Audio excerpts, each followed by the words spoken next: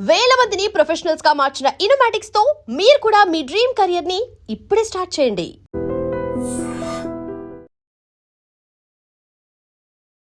నమస్కారం, welcome to I dream. ధర్మ మార్గం విత్ విజిత కార్యక్రమానికి స్వాగతం.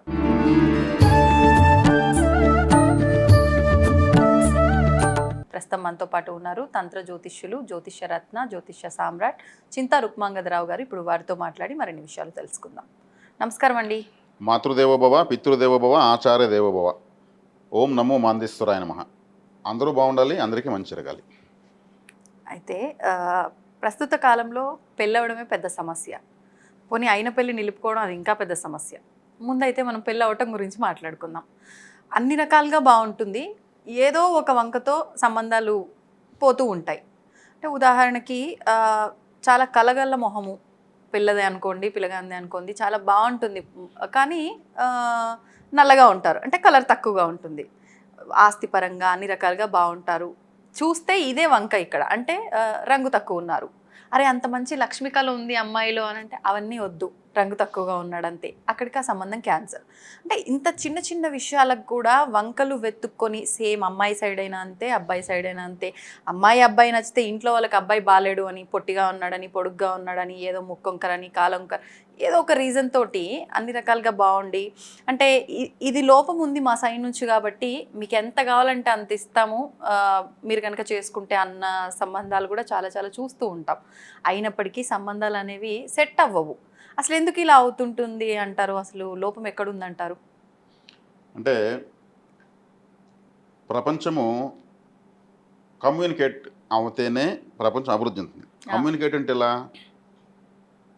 కమ్యూనికేట్ అంటే కలవడము, సంప్రదింపులు, రెండు వస్తువుల కలయిక ఒక యోగము. అంటే వివాహ వ్యవస్థ లేకపోతే ప్రపంచం లేదు. పునరుత్పత్తి వ్యవస్థను తెలియజేసేదే వివాహము. ఆ వివాహమే కాలేదంటే దానంత దురదృష్టం ఇంకోట్లేదు. ఈ వివాహము దైవ నిర్ణయం. జననం, మరణం, వివాహం, సంతానం దైవ నిర్ణయాలు. దైవ నిర్ణయం మనం చేసుకున్న పనులను బట్టి అవ్వడం అవ్వకపోవడం అనేది ఉండదంటారా? అంటే అందుకే అంటారు marriages are made in heaven. ఈ సబ్జెక్ట్ మాత్రం స్వర్గానికి సంబంధించింది, భూలోకానికి సంబంధించి కాదు. ఎవరు ఎవరికి భర్త కావాలో, ఎవరు ఎవరికి భార్య కావాలో, ఎవరు ఎవరికి పిల్లలుగా పుట్టాలో వాళ్ళే పుడతారు, వాళ్ళే వస్తారు. ఎవరికి ఎప్పుడు పెళ్లి కావాలో అలా అవుతుంది. ఇక వివాహ వ్యవస్థలో అంటే సరే ఇది అల్టిమేట్ ఆత్మవిద్యలోకి వెళ్ళిపోతుంది. ఇప్పుడు పబ్లిక్లో ఉన్నటువంటి విషయం మీరు చెప్పారు. అబ్బాయి అందంగా ఉన్నా పొట్టుకుంటాడు, అమ్మాయి ఎర్రగా ఉన్నా కానీ అమ్మాయికి ఓ మెల్లకన్ను, లేకపోతే చిన్నప్పుడే వెంట్రుకలు నరిసిపోయి ఉండడము, లేదు వెంట్రుకలు గ్రోత్ లేకపోవడము, లేదు ఇంకేదో ఎన్నో ఇలాంటివి. అయ్యో, మనం ఇవి వంకలంటే ఇవి నిజంగా లోపాల్లా కనిపిస్తాయి కానీ జుట్టు పొడవుగా లేదు అని కూడా, లేదంటే బాల్డ్ హెడ్ వస్తుందేమో ఫ్యూచర్లో, ఇప్పుడే ఎంత పైకి ఉంది ఫోర్ హెడ్ అని, ఇట్లాంటి సిల్లీ రీజన్స్ కూడా సెట్ అవ్వట్లే. అవును. కాబట్టి ఇక్కడ వచ్చేకాడికి గ్రహణ మూర ఉంటుంది కొంతమందికి. గ్రహణ మూర అంటే దొర్రి అని కూడా అంటారు. అది వాళ్ళ దురదృష్టము, వాళ్ళు అలా పుడతారు. కానీ వాళ్ళకి వివాహం కావాలని ఉంటుంది, అందరిలాగా బతకాలని ఉంటుంది. మరి దీనికి పరిష్కారం ఏంటి అంటే ఏదో ఒక వంక, ఏదో ఒక లోపము, ఇలా చూడగానే అలా. కొంతమంది రూపురేఖలు చూడడానికి కొంచెం అసహ్యంగా ఉండొచ్చు, కానీ అది ప్రకృతి వాళ్ళకి ఇచ్చినటువంటి రూపము. మరి వాళ్ళను ఎటువంటి అబ్బాయిలు కావచ్చు, అబ్బాయిలు అయితే అమ్మాయిలు కావచ్చు చూడరు, కానీ వాళ్ళకు అందరిలాగా బతకాలని ఉంటుంది కదా, కోరికలు ఉంటాయి, ఆశలు వివాహం కావాలి, మనము అందరిలాగా ఉండాలని ఉంటుంది కదా, అంత సమానంగానే ఉంటారు కదా వాళ్ళ సమాజంలో. కాబట్టి ఇక్కడ ఈ వివాహ వ్యవస్థ యొక్క దోషాన్ని అధిగమించాలి అంటే కొన్ని ప్రత్యేకమైనటువంటి పరిహారాలు ఉన్నాయి. ఈ పరిహారాలను ఖచ్చితంగా చేసుకోవడం వల్ల గ్రోత్ వస్తుంది, కానీ సీరియస్గా చేయాలి. ఎటువంటి పరిహారాలు అంటే ఇప్పుడు ప్రతి ఒక్కరికి జాతకం ఉంటుంది. ఇప్పుడు ఇది మ్యాట్రిమోనియల్ ఎక్కువైపోయినాయి. అవును, ఫోటో జాతకం, శాలరీ, ఇటు శాలరీ, హ్యాబిట్స్ ఇవాళ మ్యాచింగ్ చేస్తుంటారు, అంతే. ఈ విధంగా ఉంది. అదేవిధంగా ఇక్కడ జాతకం తీసుకుంటే జాతకంలో ముందు వివాహ కారకులను చూడాలి. అమ్మాయిలకైతే కుజుడు, అబ్బాయిలకైతే శుక్రుడు. శుక్రుడు దుస్థానాలు అంటే ఉండకూడని స్థానాల్లో శుక్రుడు ఉంటే పెళ్లికి ఆటంకం ఇస్తాడు. ఇలా ఏదో రకంగా 6, 8, 12 స్థానాల్లో ఉండడము. అదేవిధంగా అమ్మాయిలకు కుజ దోషం అంటారు కదా, అంటే కుజుడు అంటే భర్త కారకుడు దోషంలో ఉన్నాడు అన్నాము. వీటిని పరిశీలింప చేసుకోవాలి. ఇప్పుడు ఉదాహరణకు ఉన్నవాస్తవమే మేషరాశి అనుకోండి. మేషరాశికి కుజుడు ధాన్యం ఏమొస్తుంది, కందులు వస్తాయి. కరెక్ట్గా 7వ రాశి భర్త రాశి. ప్రతి ఒక్కరికి తమ రాశి నుంచి 7వ రాశి భర్త రాశి, లేదంటే జీవిత భాగస్వామి, వ్యాపార భాగస్వామి వస్తుంది. ఆహా. 7వ రాశి ఏమవుతుంది? తుల అవుతుంది. తులారాశికి శుక్రుడు. ఓకే. అప్పుడు ఈ తులారాశికి శుక్రుడికి ఏమో ధాన్యం వస్తుంది? అలచందలు వస్తాయి. కుజుడికి ఏమో ధాన్యం వస్తుంది? కందులు వస్తాయి. ఈ రెండు ఒక 2 కేజీలు కలిపేయాలి. రెండు మిక్స్ చేయాలి. అంటే భార్య భర్త కలవాలి కదా. అవును. 7వ రాశి అంటే భార్య లేదా భార్య భర్త. ఆ ధాన్యం ఈ ధాన్యం 2 కేజీలు, అదొక కేజీ కేజీ కలిపేసి ఒక పిండి దీపం 5 ఒత్తులున్న పిండి దీపం తీసుకుని, ఇప్పుడు మేషరాశి వాళ్ళైతే లక్ష్మీ దేవాలయంలో శుక్రవారం రోజు ఈ 5 ఒత్తులు వెలిగించి దీపం పెట్టి అక్కడ 48 నిమిషాలు ఉండాలి. 48 మినిట్స్ దీపం వెలిగించిన తర్వాత ఆ తర్వాత దాన్ని తీసుకుని పారే నీటిలో వేయాలి. పారే నీటిలో అంటే వెలుగుతున్నప్పటికీ కొండెక్కినప్పటికీ 48 మినిట్స్ తర్వాత తీసుకెళ్ళి, వెలిగినా వెలకపోయినా తీసుకెళ్ళి నీళ్ళలో కలపాలి. నీళ్ళు అనేది ఏమి ప్రపంచం మొత్తం కలుపుతుంది. అవును. ప్రవాహానికి అంత పాతాళ గంగను ఆకాశంగా అందుకుంటేనే రెండు కలిస్తేనే మధ్యలో మనిషి బతుకుతారు. కాబట్టి ఎక్కడైనా కూడా నీటిని పైన కూడా చల్లుతారు, ఆశీర్వదిస్తారు. ఇప్పుడు ఏమైంది? చల్లగా అంటే ఒక గంగాదేవి దేవతలో కలిపాం మనకు కోరిక చెప్పి. అదే వృషభ రాశి వాళ్ళు అనుకోండి, వృషభ రాశికి శుక్రుడు. వృషభ రాశి శుక్రుడు అంటే అలచందలు. మళ్ళీ 7వ రాశి వృశ్చిక రాశి, ఇక్కడ మళ్ళీ కందులే వస్తాయి. ఇదే విధంగా ఇదే ప్రాసెస్. అప్పుడు మిథున రాశి వస్తుంది, కన్యా రాశికి బుధుడే వస్తాడు. వాళ్ళిద్దరికి 7వ రాశి గురువుదే వస్తుంది. గురువు అంటే శనగలు, బుధుడు అంటే పెసలు కలపాలి. అంటే బుధవారం రోజు గురుగ్రహం వాళ్ళైతే బుధవారం రోజు మహావిష్ణు ఆలయానికి, లేదంటే దక్షిణామూర్తి ఆలయానికి. ఎవరు? కన్యారాశి వాళ్ళు, మిథున రాశి వాళ్ళు అయితే దక్షిణామూర్తి ఆలయానికి తెలిచేయాలి. ఈ మీనరాశి ధనుసు రాశి వాళ్ళు మహావిష్ణు ఆలయానికి వెళ్ళాలి. ఇలా 48 నిమిషాల పాటు ఉండి చల్లటి గంగలో వదలాలి. అదే సింహరాశి, కర్కాటక రాశి వాళ్ళు. కర్కాటక రాశి అంటే చంద్రుడు బియ్యము, మొక్కబోని బియ్యము, విరిగిన బియ్యం ఉంటుంది సగమే. మరి మొక్కబోని బియ్యము మధ్యలో ఒకటన్నా మొక్కబోసిన డౌట్ ఉన్నప్పుడు వడ్ల గింజలు ఎత్తుకోవచ్చు.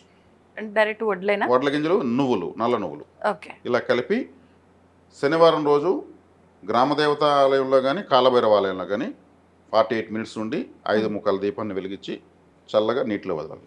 ఆ వెలిగిస్తున్న దీపం ఒత్తులు, ఆయిల్ అవి కూడా కన్సిడర్ అంటే ఇదే పెట్టాలి? నేతి దీపాలు పెడితే మంచిది. నేతి దీపాలు. అదే సింహరాశి వాళ్ళు గోధుమలు 1 కేజీ, నువ్వులు 1 కేజీ రెండు కలిపేసి 5 ముక్కల దీపంలో ఒత్తులు వెలిగించి శనివారం రోజు కాలభైరవ ఆలయంలో కానీ గ్రామ దేవతాలయంలో కానీ స్పెండ్ చేసి నీటిలో వదలాలి.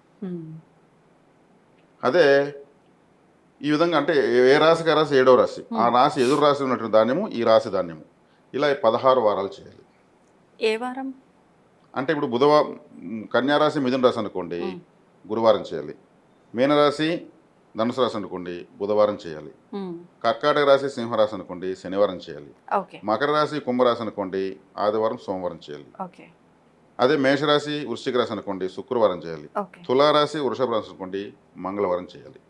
ఎదురుగా ఉన్నటువంటి గ్రహం యొక్క వారం రోజు చేయాలి. ఇలా 16 వారాలు చేయాలి. స్త్రీలకైతే మధ్యలో ఆటంకాలు వస్తే వాళ్ళ ఇంట్లో వాళ్ళు ఎవరైనా పోయి చేయాలి. అంటే ఇప్పుడు ఉదాహరణకి నాది మేషం అనుకోండి, నేను చేస్తున్నప్పుడు నాకు 7వ రాశి ఏది ఉందో ఆ రాశికి సంబంధించిన రోజుని చేయాలి అంతే. ఓకే. మధ్యలో ఆటంకాలు ఉంటే ఇంట్లో వేరే వాళ్ళని పోయి చేయాలి. ఖచ్చితంగా చేయాలి. ఖచ్చితంగా ఇది గ్యాప్ ఇవ్వకూడదు. ఇలా చేయడం వల్ల ఇది ఒక తంత్రము. ఈ ధాన్యాల కలిపి 16 వారాలు, 16 కలిపితే ఏమవుతుంది? 7 అవుతుంది. 7 అడుగులు వేయాలి కదా. ఇది వివాహ దోషాన్ని పోగొడుతుంది. 48 నిమిషాలే ఎందుకు ఉండాలి? 16 వారాలు ఎందుకు చేయాలి? నేను చెప్పాను 7 అవుతుంది, 7 అడుగులు వేయాలి కాబట్టి. 45 నిమిషాల్లో ఉన్న సీక్రెట్ ఏంటి? మామూలు ఏదైనా ఒక వ్రతం తీసుకుంటే 48 రోజులు చేయి అంటారు. ఎందుకు పరిపూర్ణంగా 50 రోజులు చెప్పరు?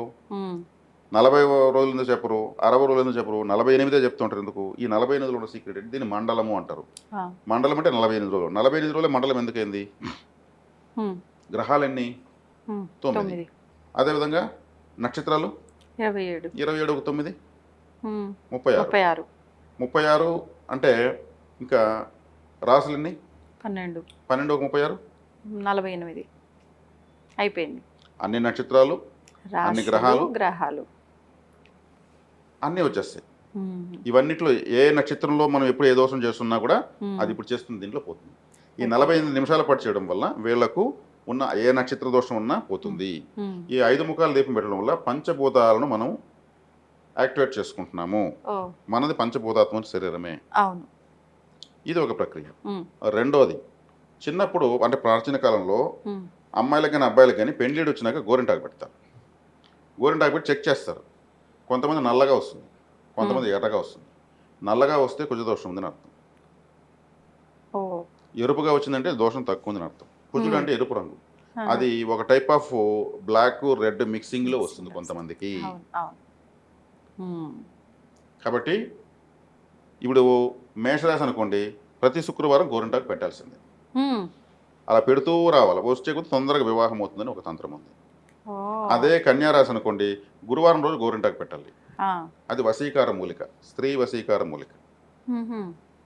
ఇవి చేస్తూ ఉన్నప్పుడు సంబంధాలు వచ్చాయనుకోండి, ఏ సంబంధం వస్తే ఆ సంబంధం ఒప్పుకునే వెంటనే, అంతే, ఆలస్యం చేయకుండా. అనుకున్నట్టుగా లేకపోతే అన్నారు కదా, ఇంకా బాగుండేట్టుగా వస్తే బాగుండు అనుకున్నారంటే అది పోయినట్టే, మళ్ళీ చాలా అవస్థ అవుతుంది. ఈ విధంగా వివాహ దోషం ఉన్న వాళ్ళు పరిహారం చేస్తూ ఒక సంబంధం వచ్చి వాళ్ళు ఓకే డన్ మేము ఇస్తాము అన్నారంటే వెంటనే ఒప్పేసుకోవాలి. వాయిదా పెడితే మీ లైఫ్లో వాళ్ళ లైఫ్లో మనకి వాయిదా అంతే. బ్రహ్మచారేనా చాలా కష్టం అవుతుంది. ఈ పరిహారం చేస్తున్నప్పుడు అవకాశం వచ్చింది కదా, ప్రకృతి ఇచ్చినట్లే. కొంతమంది అమ్మాయిలు కానీ అబ్బాయిలు కానీ బాగలేకపోయినా వివాహమైన తర్వాత చాలా అందంగా వస్తారు. కొంతమంది అందంగా ఉన్న వివాహమైన తర్వాత అందవిహీనంగా మారుతారు. కాబట్టి ఇక్కడ ఏరా అంటే అందచందాలకు వాటందుకు పెద్దగా ప్రాధాన్యత ఇవ్వకుండా వీళ్ళకి వివాహం సెట్ అయిందా చాలు, చక్కగా వెంటనే ఒప్పేసుకోవాలి. వాయిదా పెడితే మిమ్మల్ని మీ జీవితాన్ని మీరే వాయిదా వేసుకున్నట్లు లేకపోతుంది. ఈ పరిహారం చేస్తున్నప్పుడు మాత్రం వెంటనే ఒప్పేసుకోవడం బెటర్. గొంతెమ్మ కోరికలు కోవడము ఇవన్నీ చేసే కొద్దిగా చాలామంది 36, 46 ఆపరించులు కొట్టేస్తున్నారు. ఎన్నో సంబంధాలు వస్తే వద్దనుకున్నాము, ఇలా అనుకునే మాకు ఇలా అయిపోయింది, మేము వదులుకున్న వాళ్ళందరూ కూడా ఎక్కడెక్కడో పెళ్లిళ్ళు చేసుకుని చాలా బాగున్నారు అని చెప్పిన వాళ్ళని ఎంతోమంది చూశాను. నిజమండి. కాబట్టి మనకు ఏదో ఒక లోపం ఉంది, మనకు ఒకరు ఓకే అయిన తర్వాత దానికి మనం వాయిదా పెడితే ఏముంది? ఇట్లుండే మొహానికి మనం ఒప్పుకునే వీడికి ఇంత తిమురుంది, వీడికి అవసరం లేకపోతే పోతుంది అని వాళ్ళు అనుకుంటారు. జనరల్ సైకాలజీ వీడికి ఇటు కాబట్టి పెళ్లి కాలేదంటారు. అవును. కాబట్టి పరిహారం అనేది చాలా చాలా. మరి ఇప్పుడు 16 వారాలు నియమాలు ఏమైనా పాటించాలా? ఆ రోజు చేస్తున్న రోజు మాత్రమే ఏమైనా పాటించాలా? ఉంటే చాలు. ఏం నియమాలు పాటించాలి? అంటే చక్కగా తలస్నానం చేసుకున్నామా, శుభ్రంగా ఉన్న బట్టలు కట్టుకున్నామా, ఆ రోజు ఏది ఇప్పుడు ఉదాహరణకు మంగళవారం చేయాలి, కుజహోరలో వెళ్ళాలి. కుజహోరలో సుబ్రహ్మణ్య స్వామి టెంపుల్కి వెళ్ళాలి. సుబ్రహ్మణ్య స్వామి కుజుడికి అధిష్టాన దేవత, ఆయన అనుగ్రహం కావాలి కాబట్టి 45 నిమిషాలు పట్టు అక్కడ ఉండాలి. ఇక్కడ ఇంకోటి ఏమంటే చాలా మందికి వచ్చిన పెద్ద సమస్య, గుడి దాకా వెళ్ళే వరకు చాలా బాగుంటారు, అక్కడికి వెళ్ళినాక లేనిపోయి అడ్డదొడ్డమైన ఆలోచనలు వస్తాయి. ఎందుకంటారు? నెగిటివిటీ బయటపడుతుంది, పాజిటివిటీ బ్రీతింగ్ చేస్తాం కదా, దైవశక్తిని పీల్చినప్పుడు లోపల ఉన్నటువంటి వ్యతిరేక శక్తి బయటపడుతుంది. అది కొంతమందికి చెప్తా ఉంటారు, అయ్యో నాకు అక్కడ పోతే లేనిపోని భూతులన్నీ వస్తాయంటూ ఉంటారు. అది ఎందుకు వస్తాయో నాకు తెలియదు అంటారు. అంటే విషయం ఏమంటే మెడిసిన్ లోపలికి వెళ్తే అనారోగ్యం బయట వస్తుందని అర్థం. కరెక్ట్గా వీళ్ళు వారం వారం వెళ్ళే కొద్దికి వీళ్ళకు శుభ్రమైన ఆలోచనలు వస్తాయి, చక్కగా వీళ్ళకి ఆకర్షణ పెరుగుతుంది. ఇది ఒక ప్రాసెస్, ఇది ఒక థెరపీ. ఇలా చేసుకోవాలి. ఇప్పుడు వివాహము అయిన తర్వాత కూడా ఇటువంటి ఏదైనా గొడవలు పడి వస్తుంటాయి. ఇప్పుడు టక్మని కూడా ఎవరు నానేస్తారు, ఏదైనా పౌరుషం మాడితే నీ మొహానికి నేను ఒప్పుకునేది ఎక్కువ, మళ్ళీ నువ్వు పెద్ద నాకు పోదులు కొడుతున్నావు. ఇప్పుడు ఎవరు భయపడటం లేదు. అవును, అన్ని చక్కగా ఉన్న వాళ్ళు కూడా ఇట్లే మాట్లాడుకుంటారు ఒకరినొకరు. మరి ఏదో ఒక లోపం వాళ్ళకి ఎట్టు వస్తుంది? అంతే. అవును. మరి నేను బాగాలేనప్పుడు నేను ఎందుకు ఒప్పుకున్నావు? నేను అడిగానా నిన్ను చేసుకోమని, అన్న బతిలాడన్నా కాలు పట్టుకున్నాను. నిన్ను వదిలేకుంటే నీకు మించిన వాళ్ళు నాకు దొరుకుంటారు. అవును. ఇవి ఎక్కడో పోతాయి, 6లు స్టేడియాలు దాటేస్తాయి బాల్స్, బౌండరీస్. ఈ సమస్యలు మళ్ళీ ఎక్కువ అవుతాయి. అట్లే ఉండిపోయింటే కూడా బాగుండేది, ఏ రామాయణం లేదు, సింగిల్ గా ఉండున్నా. వాళ్ళ పద్ధతిగా కూర్చున్నావు, నేను చూపులకు వచ్చినప్పుడు ఏమో అనుకున్నాను, ఇవి తలుచుకుంటే చాలా కలర్ఫుల్ గా ఉంటుంది, అమాయకుల్లాగా కనిపించావు, ఇట్లుంటుంది. కాబట్టి ఇలా వస్తున్నప్పుడు కూడా అలా ఆలయానికి వెళ్ళి 2 ధాన్యాలు కలిపి చక్కగా దీపాన్ని పెట్టి దంపతులు ఇద్దరు కూడా, ఇప్పుడు ఇద్దరు కదా ఉన్నారు, అంటే అప్పటి సిచ్యువేషన్ ని బట్టి అప్పటి గ్రహాల దాన్ని బట్ట ముందు చేసిన రెమెడీని వీళ్ళు రాసి మారదు కదా, రాశి జీవితాంతం మారదు, అదే 7వ రాశి జీవితాంతం మారదు. అవునవునవునవును. ఈ కలపడము, కమ్యూనికేషను చక్కగా ఇద్దరు చేతులతో నీటిలో వదిలేసి ఆ దీపాన్ని కూడా ఇంకా వెలిగిస్తూ కూడా ఒక పత్రంలో పెట్టి వదలొచ్చు. Okay okay. ఇలా చేసుకుంటే ఉన్న గొడవలు పోతాయి. వాళ్ళు కూడా 16 వారాలు చేయాల్సిందేనా? అంటే అప్పుడు 16 వాళ్ళు అవసరం లేదు, పెండ్లు అయిపోయింది కదా, అయిపోయింది. గొడవలు కదా ఉన్నాయి, తగ్గేదాకా చేసుకుంటే సరిపోద్దా? అప్పుడప్పుడు చేస్తామంటే ఆ దోషం పోతాం. Okay okay. కాబట్టి ఇక్కడ ఈ రెండో వివాహం, పెండ్లై రెండో వివాహం కోసం ప్రయత్నిస్తున్న వాళ్ళు కూడా వాళ్ళకి ఈ కూడా అవకాశం దోషాన్ని ఉంది. పోగొట్టుకోవచ్చు. ఇవి అంటే వీళ్ళేం చేయాలంటే రెండో వివాహం వాళ్ళు మాత్రము ఇప్పుడు వివాహం కాని వాళ్ళు 7వ రాశికి సంబంధించిన ధాన్యాన్ని కలుపుతారు. వీళ్ళ రాశికి సంబంధించిన ధాన్యము 7వ రాశికి సంబంధించిన ధాన్యము కలుపుతారు. 5 ముఖాల దీపం పెడతారు. 7వ రాశికి సంబంధించిన వారం రోజు ఆ వారముకి ఏ గ్రహం ఉంటుందో ఆ గ్రహానికి సంబంధించిన దేవత దగ్గరికి వెళ్తారు. ఇప్పుడు రెండో వివాహం వీళ్ళు ఏమంటే 7వ స్థానం యాక్టివేట్ అయిపోయింది ఒకసారి వీళ్ళకు. రెండో వివాహం అంటే 7వ స్థానం అయిపోయింది. రెండో వివాహం అంటే 9వ స్థానానికి సంబంధించినటువంటి రాశి. మేషరాశి వాళ్ళకి 9వ స్థానము ధనుసు రాశి. అంటే కందులు ఇక్కడ శనగలు కలుస్తాయి. అప్పుడేమో కందులు అలసందలు కలిసాయి, ఇక్కడ శనగలు కలుస్తాయి. అలా చేస్తూ రావాలి. 45 నిమిషాలు 16 సేమ్ దీపము సేమ్ అంతా ఇంకా. సరే, ఇలా మూడో రాశి. మూడో రాశి కాదు, మూడో పెళ్లి. మూడో పెళ్లి ఇంకా పైన ఎన్ని పెళ్లినైనా 11వ రాశి. ఎన్నైనా సరే 3 పైన ఎన్నో పెళ్లైనా 11వ రాశికి సంబంధించిన ధాన్యాన్ని కలపాలి.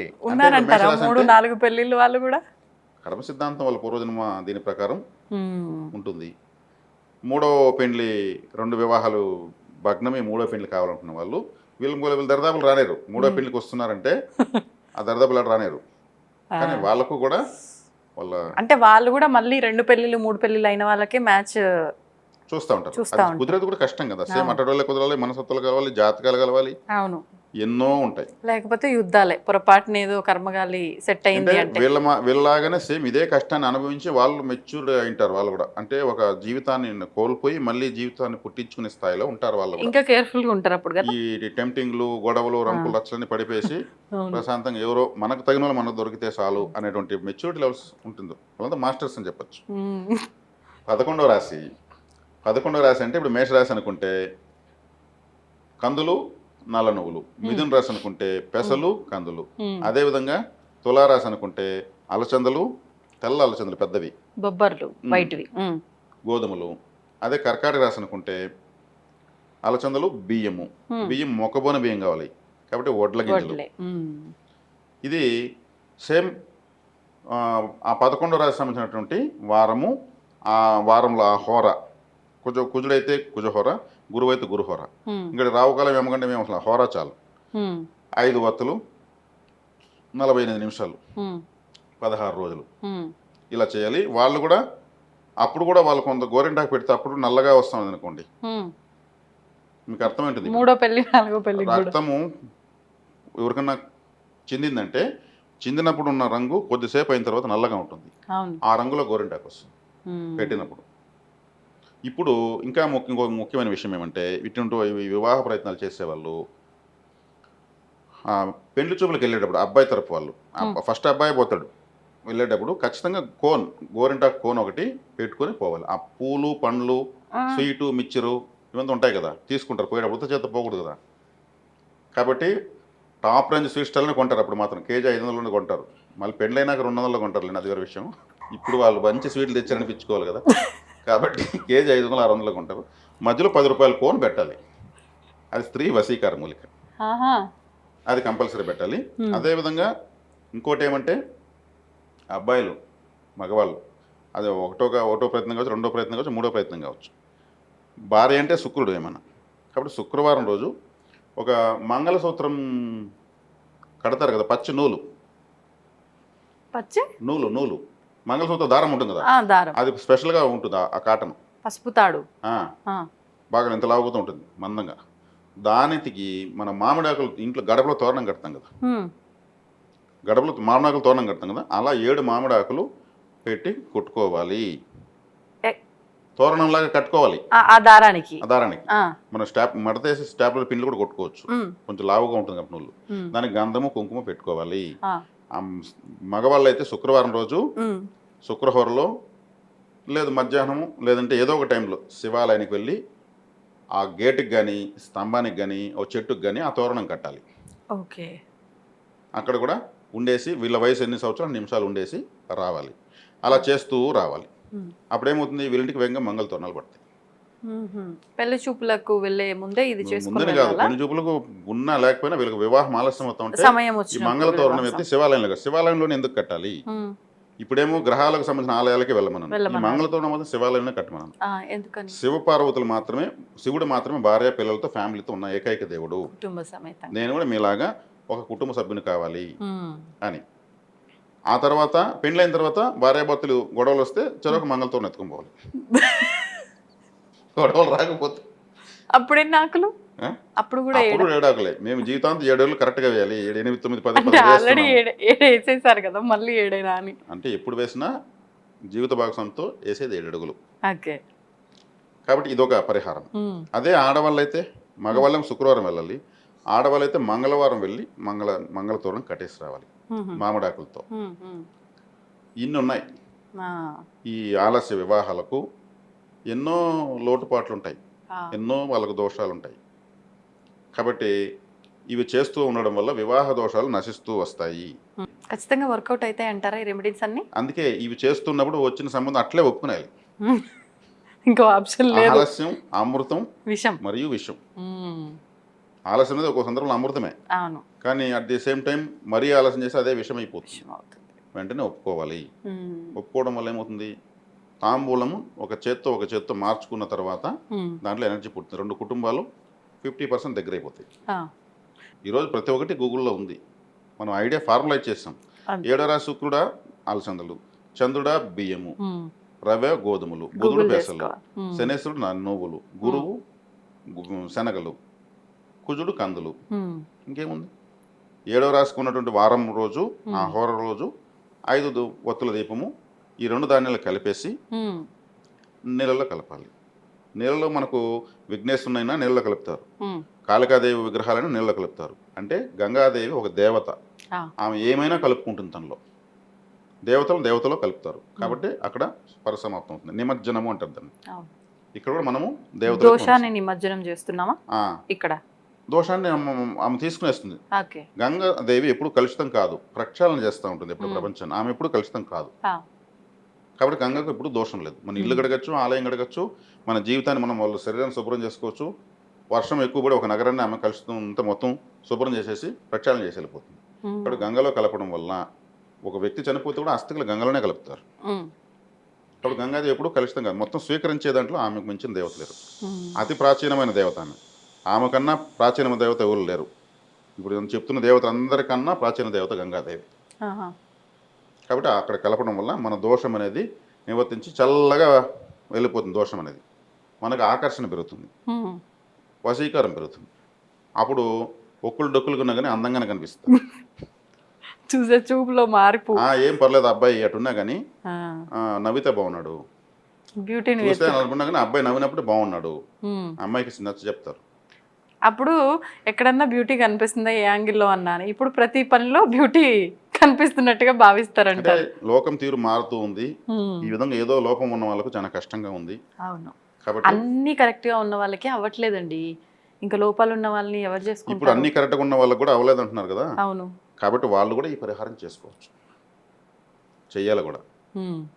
ఇక్కడ మనము ఎవరికో డబ్బులు ఇవ్వమని చెప్పడం లేదు. అవును, ఇప్పుడు దీంట్లో ఇంకేమి మిగిలిన వివరాల కోసం కింద నెంబర్ సంప్రదించండి చెప్పట్లేదు. స్ట్రైట్ గా సబ్జెక్ట్ ఇచ్చాం. అవును, వివాహ దోషం అనేది నీట్ గా ప్రక్షాళన అయిపోతుంది. కానీ చాలా తక్కువ మందే ఇస్తున్నారు ఇట్లా సమాచారం అంతా టాపిక్ లో కదండి. అది ఎందుకు ఇతరుల గురించి మనకెందుకు? అంటే ఎవరైనా వాళ్ళ బ్రతుకు తెరువు గురించి ఆలోచిస్తారు కదా, 4 కాల్స్ వస్తే ఆ రూపంలో మేము అన్నట్లుగా. కరెక్టే, కానీ మనం అదేమి ఆలోచించకుండా ఇచ్చేసాము. ఏమంటే ఎన్నో జీవితాలు ఉద్ధరించబడతాయి ఈ పరిహారం చేసుకున్న తర్వాత. అయితే ఇక్కడ మనం కూడా జాగ్రత్త కూడా చెప్పాం, స్టార్ సింబల్ ఒకటేసాం.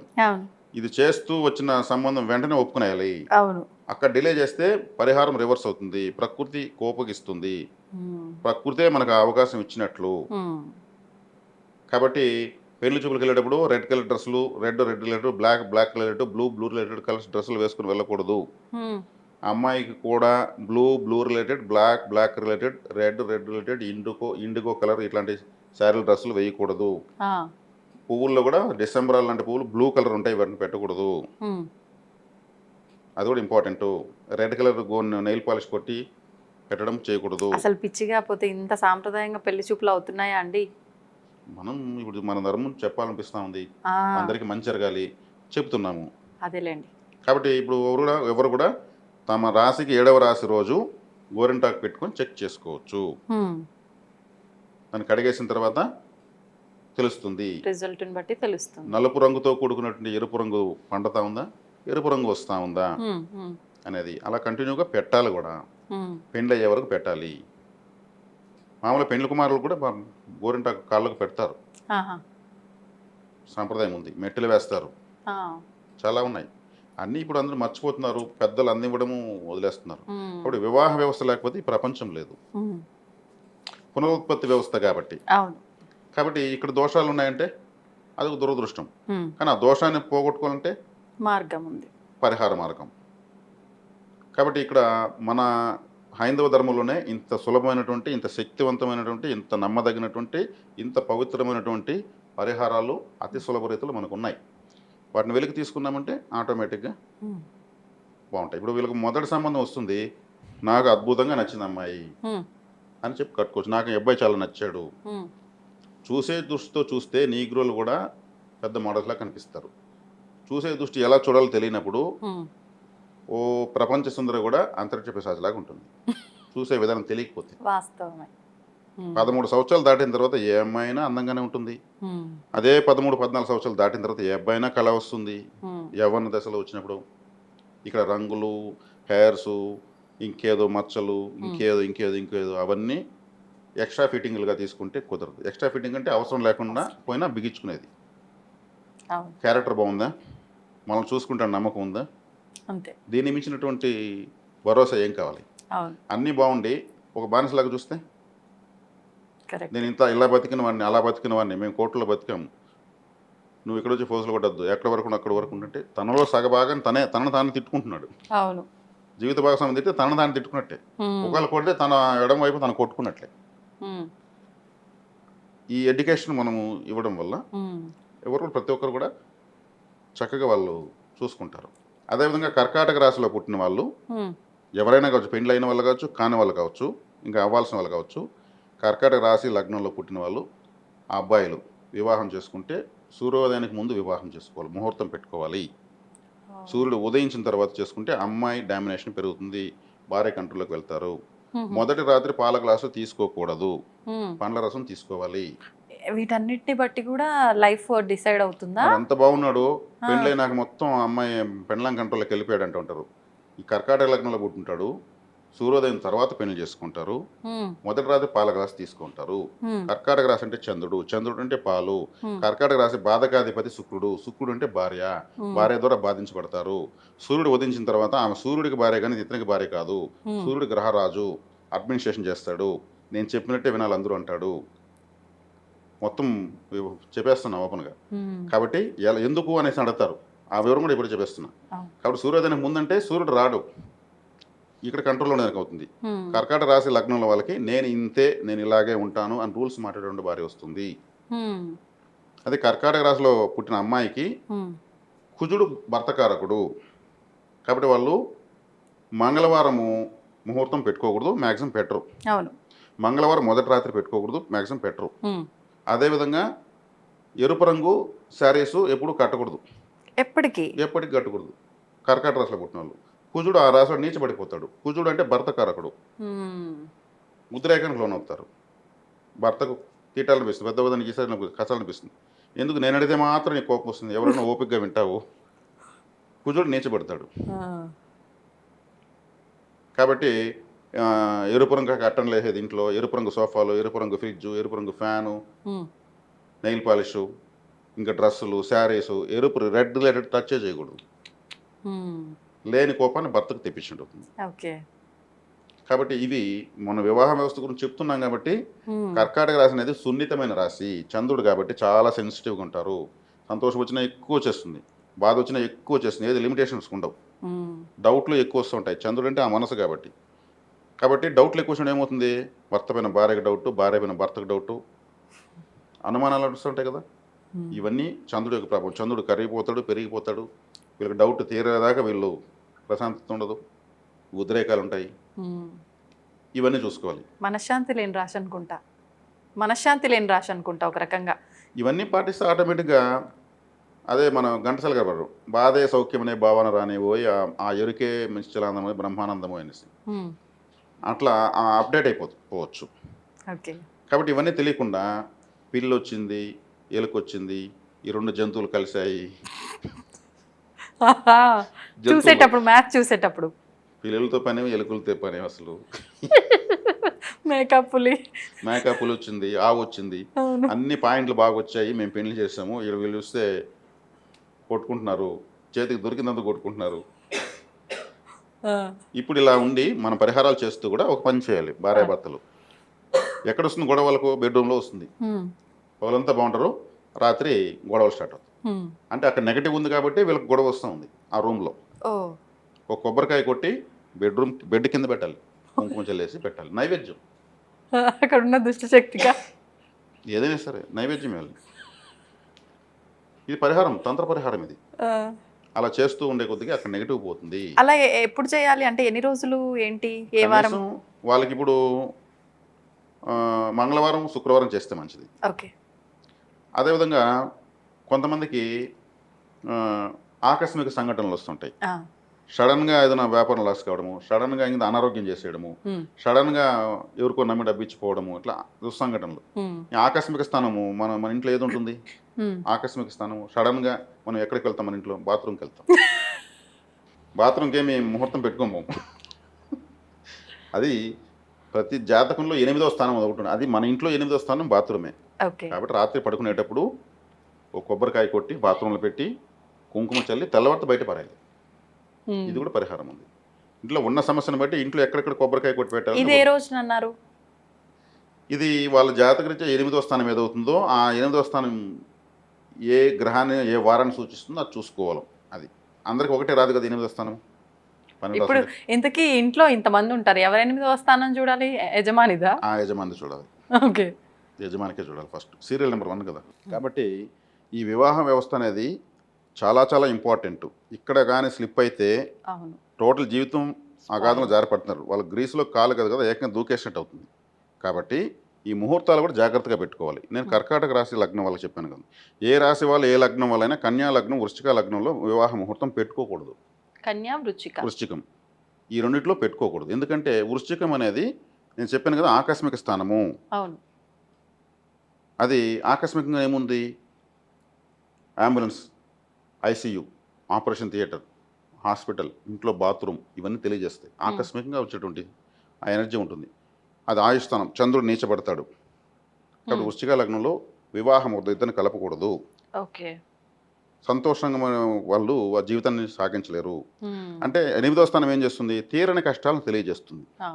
ఎక్కడ ఏ రాశి నుంచి కష్టాలు వచ్చినా తీరిపోతాయి. 8వ స్థానం నుంచి వచ్చే కష్టాలు తీరవు. ఈ లైఫ్ కింతే మనం వదిలేయాల్సిందే అంటారు అనేవన్నీ 8వ స్థానానికి ఉంటాయి. అక్కడ మళ్ళీ వివాహ ముహూర్తం పెట్టి ఒక అబ్బాయిని అమ్మాయిని ఇద్దరు కలిపితే ఎలా ఉంటుంది, కలపకూడదు. వేరే ముహూర్తం పెట్టుకోవాలి. టైం 3 నెలల తర్వాత మంచి ముహూర్తం ఉందన్నా పోస్ట్ పోన్ చేసుకోవడం మంచిది. అప్పుడు కళ్యాణ మండపంలో ఉండమంటే ఇంటి ముందర చేసుకునే పందిలేసి, కళ్యాణ మండపం కోసం పెళ్లి చేసుకోవడం లేదు కదా. కాబట్టి ఎడ్యుకేట్ అయినారంటే 3 నెలలు ఆగచ్చు, ఇంకో ముహూర్తం పెట్టుకోవచ్చు. బలమైన ముహూర్తం ఇంపార్టెంట్. కన్యా లగ్నం ఎందుకు వద్దనంటే కన్యాదానం చేస్తున్నారు. కన్యా లగ్నంలో కన్యాదానం చేయకూడదు. చేయటం వల్ల ఏమవుతుంది? ఈ కన్యా రాశి కాలపురుషుడికి 6వ రాశి. కాలపురుషుడు 6వ రాశి కడుపును సూచిస్తుంది. మరి ఆమె గర్భవతి అయ్యేది కష్టమవుతుంది. శత్రు రోగ రుణాలను సూచిస్తుంది. అదేవిధంగా ఈ కన్యా రాశిలోనే ఇంకొక శుభగ్రహం శుక్రుడు నీచబడతాడు. గురువు బాధకాధిపతి, గురువు శుక్రుడు ప్రధాన శుభగ్రహాలు. గురువు మూడమ శుక్రమూడమ అంటారు. వాళ్ళిద్దరూ ఇక్కడ కన్యా రాశిలో ఇబ్బంది. గురువు బాధించేవాడు అవుతాడు, శుక్రుడు నీచబడతాడు. కన్యారాశి కాలపురుషుడు 6వ స్థానము, అంటే శత్రు రోగ రుణస్థానము.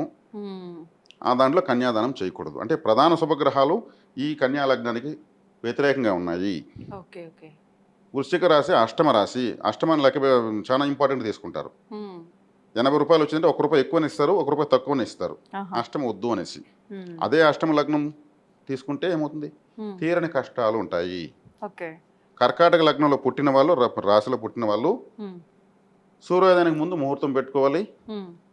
ఆ అబ్బాయిలు ముఖ్యంగా మొదటి రాత్రి పాల గ్లాస్ తీసుకోకూడదు. మరి ఇంకేం తీసుకోవాలంటే పండ్ల రసం తీసుకోవాలి. ఓకే. అది వాళ్ళ తల్లులు మేనేజ్ చేయాలి. ఇట్లా ఇవన్నీ జాగ్రత్తలు చెప్పించడం వల్ల ఉమ్.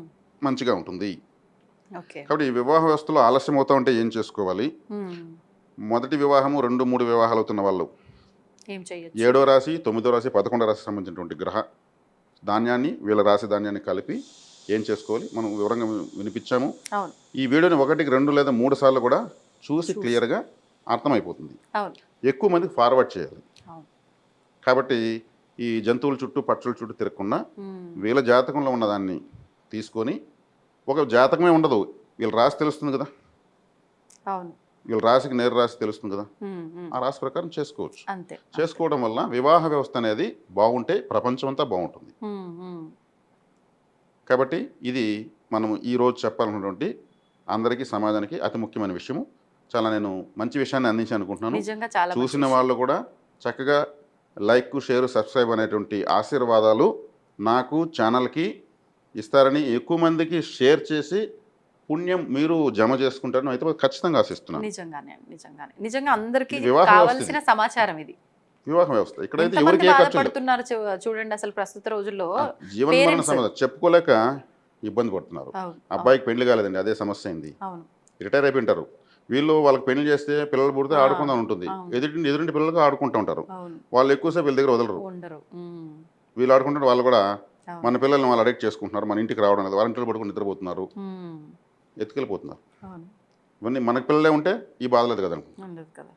కాబట్టి ఎన్నో ఉంటాయి ఇవి. అవును. ఇటు చెప్తూ పోతే చాలా విషయాలు ఎంతో, ఇంకా నేను చెప్పిన ఎక్కువ వినే వాళ్ళకు అందరూ కూడా అర్థమవుతుంది. ఉమ్. వీటిని అధిగమించాలంటే తీసుకోవాల్సినటువంటి తంత్ర పరిహారాలు, ఆలయ వ్యక్తిగత తంత్ర పరిహారాలు వివరించడం జరిగింది. చక్కగా అందరూ చేసుకుని 7 అడుగులు వేస్తారని కోరుకుంటున్నాను. శుభం. ధన్యవాదాలండి. దీన్ని తవ్వండి, తవ్వుతూనే శివలింగం. పరమాత్మకు జీవా సరే దాన్ని అట్లా కప్పేసేయండి, చూపించదండి. Krishna is there. మూర్తి పూజ కాదు, సాక్షాత్ బ్రజేంద్ర నందన భగవాన్ ఉన్నారు మూర్తిలో.